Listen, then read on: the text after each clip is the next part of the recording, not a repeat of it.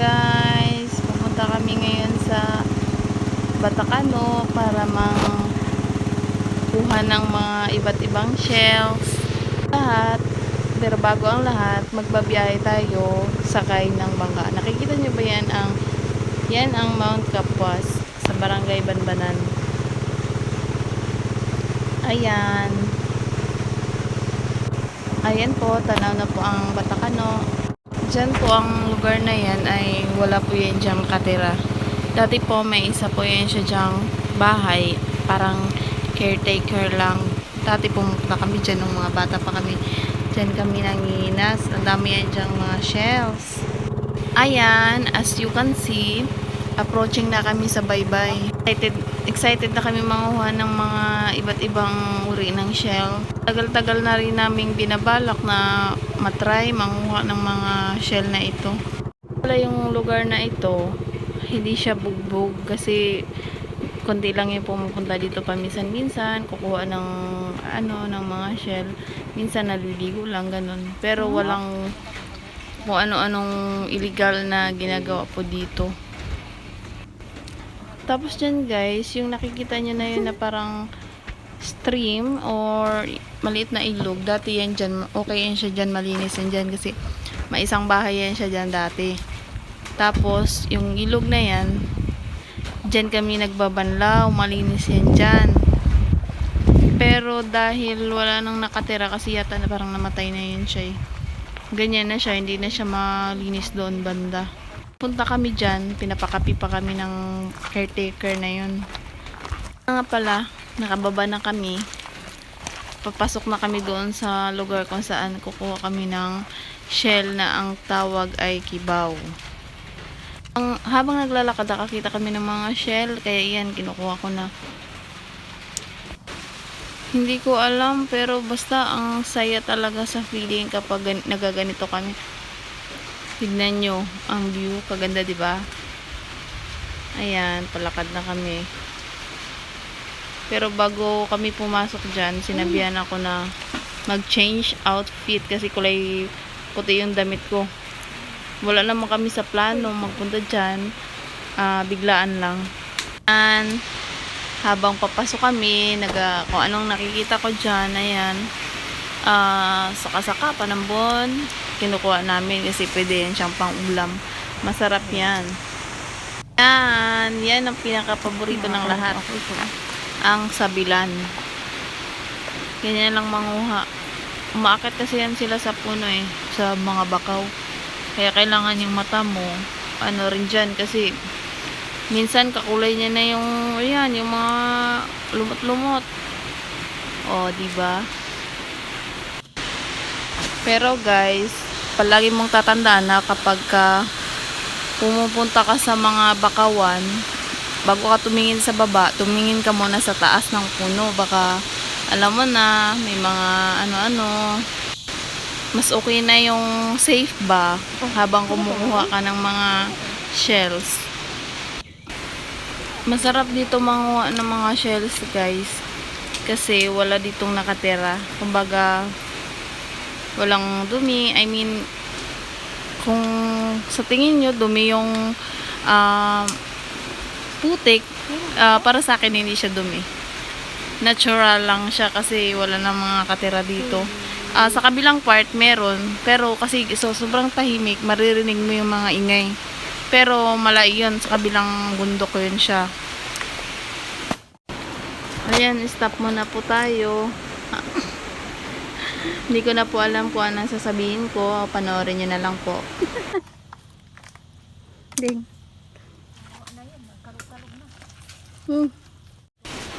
Ay guys, yung mama ko may dalang itak, hindi po kami nagpamputol ng bakaw po Ayan po ay dinala lang namin para in case or protection lang sa mga alam nyo na baka sakali, ganun. Kita nyo ba siya guys? Siyang nag-udyok sa akin para sumama kami dito. Pilit ng pilit.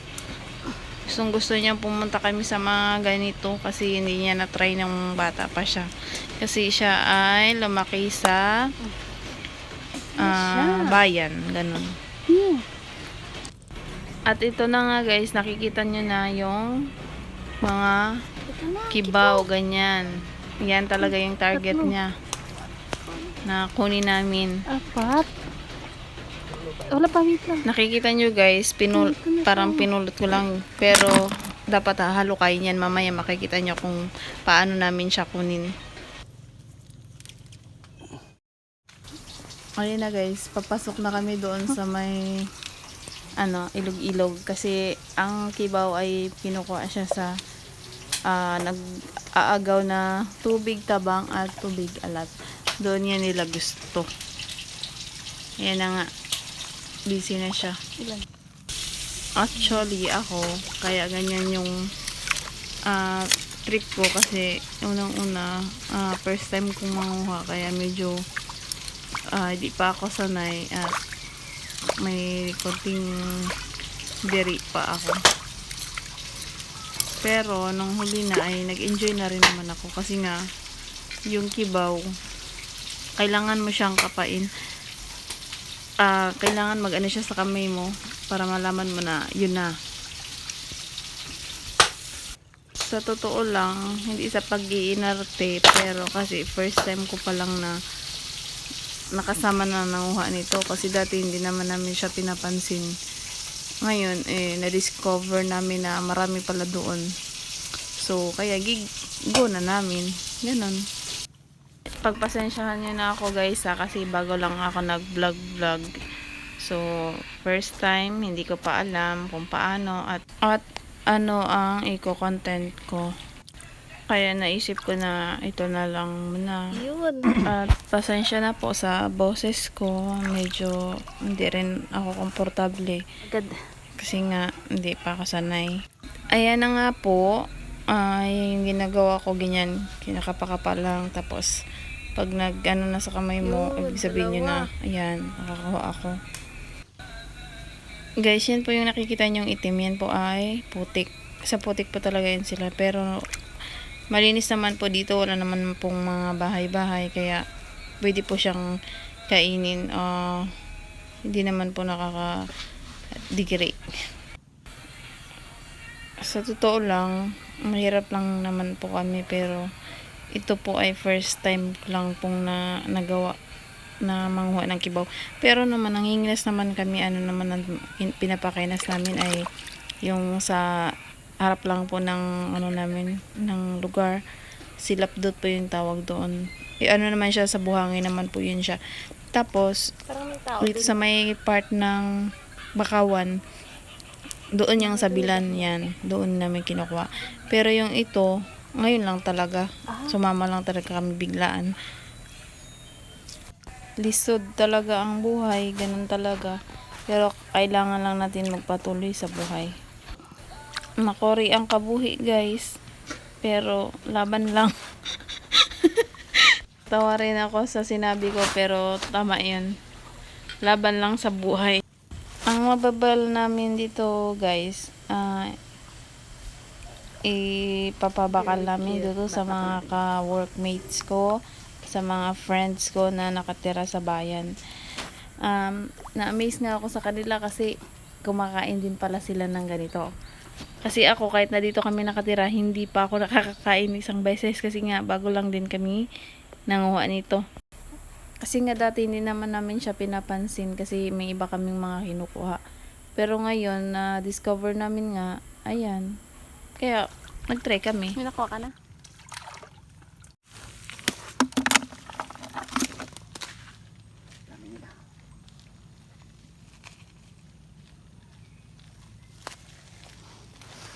Dito. Dito na. Sud.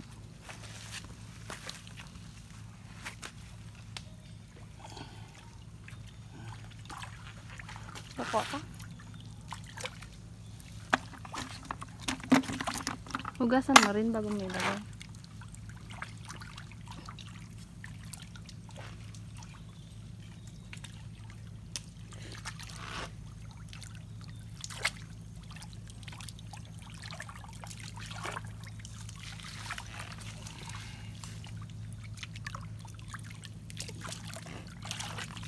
Malabo.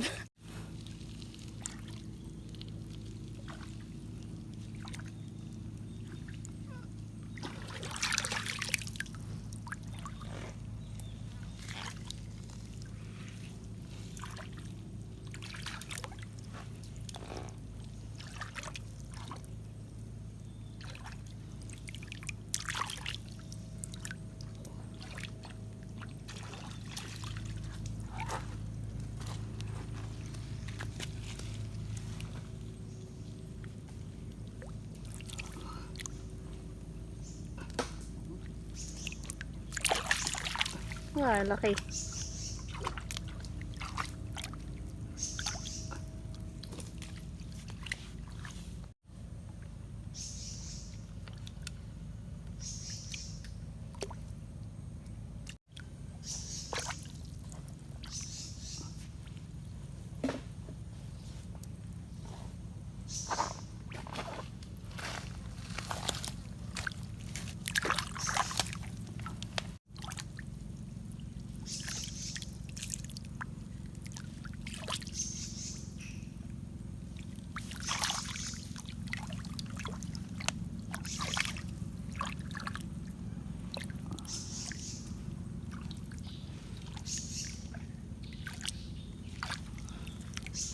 Nako ka. Tala akong jacket. May nakuha ka? Tingin daw. May isa lang.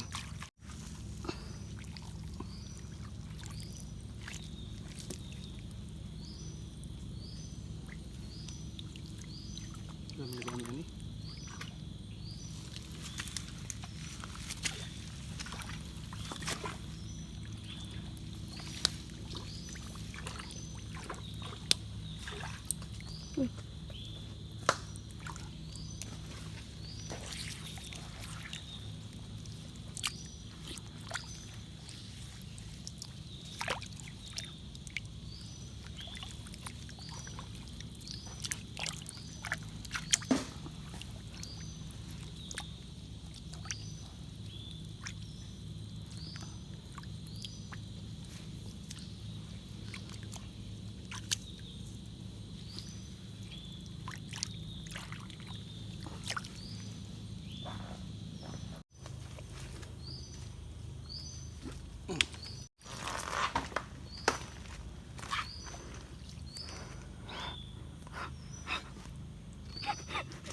May na-dress mo gan kami.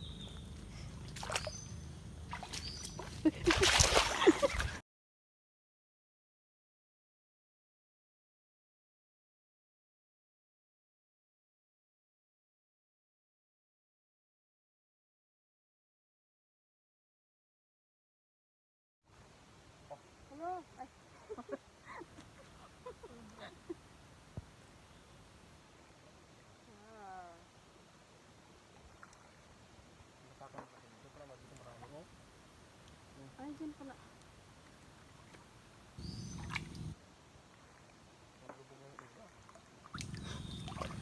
Kay daganan. Oh, turin. Ano dyan?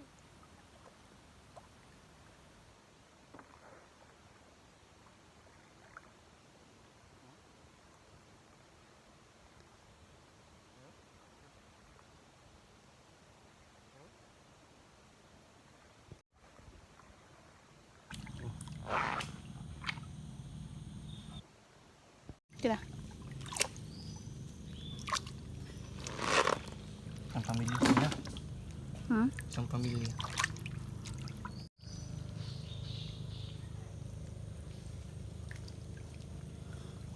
Sarap mo? Ikaw. Ito kakalipat mo nga sila dalawa.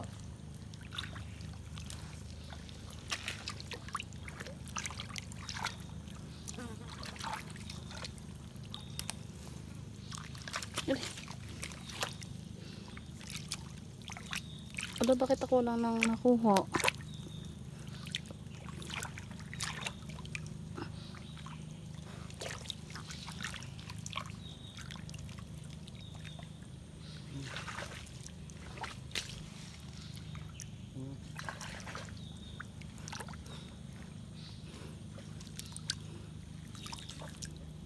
Yun, isa.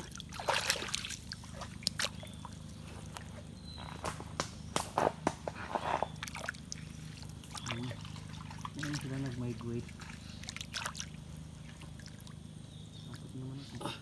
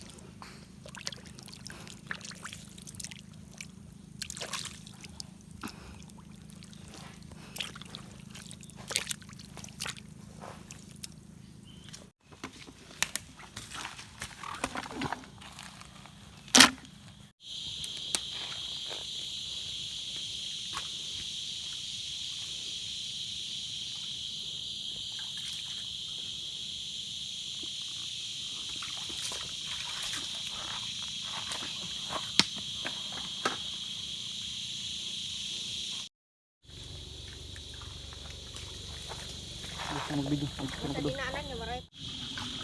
Nakakuha na nga ako agad, oh. Yan. Daw.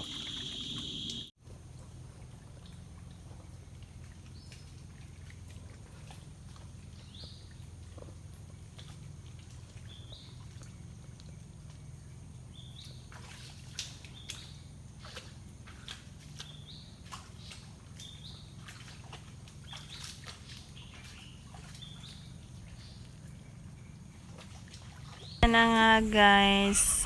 Makikita nyo ang dami naming nakuha. Yan ay sa amin lang ni Loloy. Pero yung sa kanila papa ang dami yan. At nandito na po kami sa labas. Hindi ko na nabidyohan yung palabas. Pero dyan kami nang galing. Dyan kami papasok. Ayan. Palabas na kami. Na kami nila mama kasi maraming lamok nga. Manguha na lang daw kami ng pang-ulam namin. Ayan. Agpuan na lang daw kami ng panambun at saka palina. Tingnan nyo guys yung mga bakaw, di ba? Grabe ka healthy. Kasi wala nga yan dito ang naninira ng bakaw. Tapos guys, naisipan ko yan dyan magkain ng parang talaba. Doon sa may dagat yan dyan. Guys, tanghali na yan. Pero yung mata ko magang-maga kasi nga galing kami niyan sa patay namin. Nalungkot ako talaga na sobra.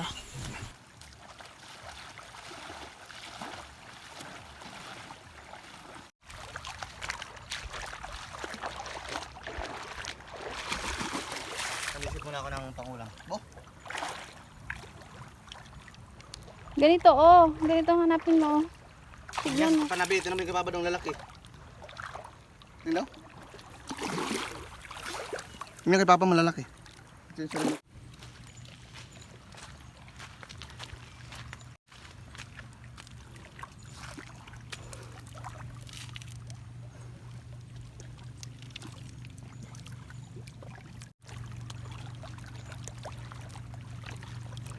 Nakikita na ako.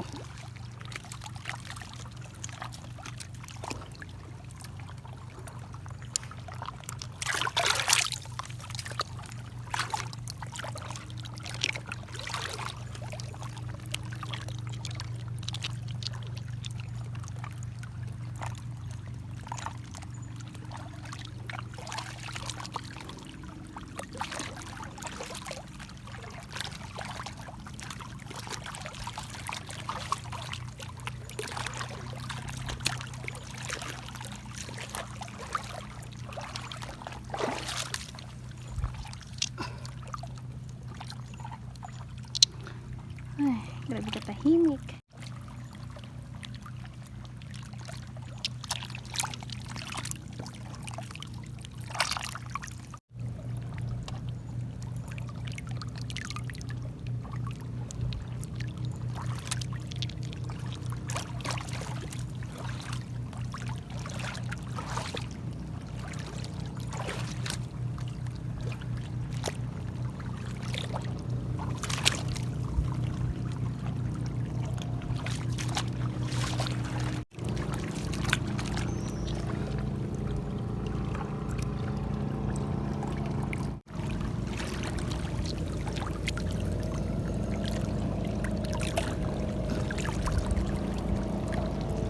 Ang dami.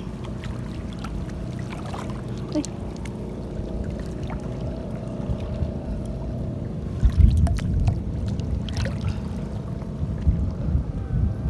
Ay.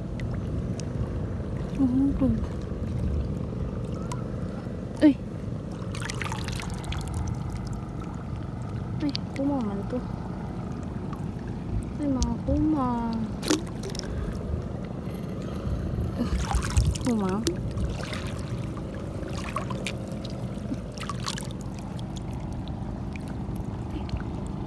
Kuma.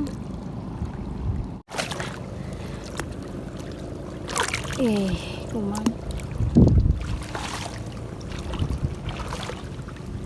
It's feeling ko kuma. Ay, kuma. Ito.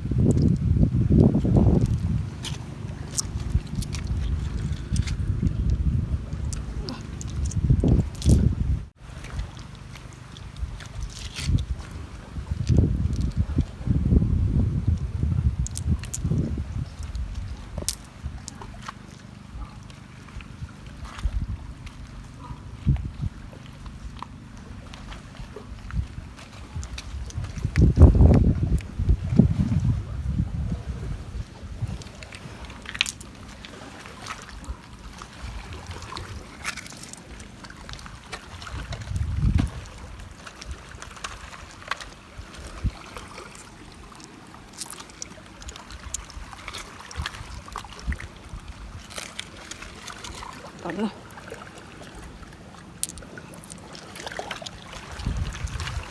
Oh, laki.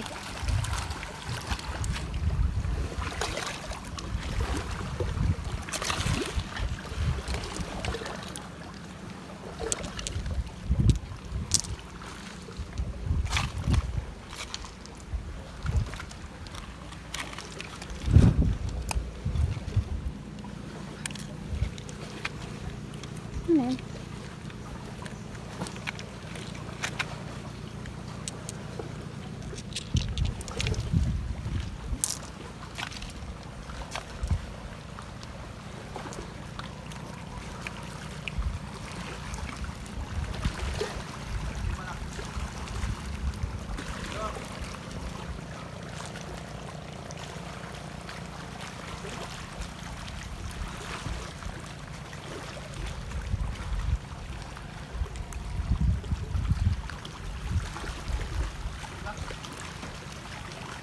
Hmm?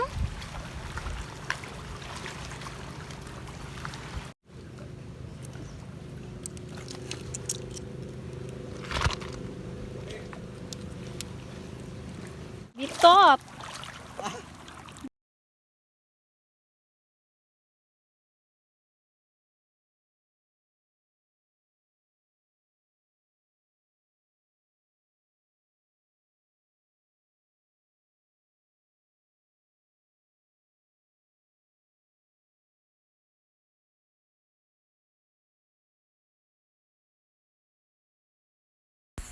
Yun lang guys. Thank you for watching. Bye-bye.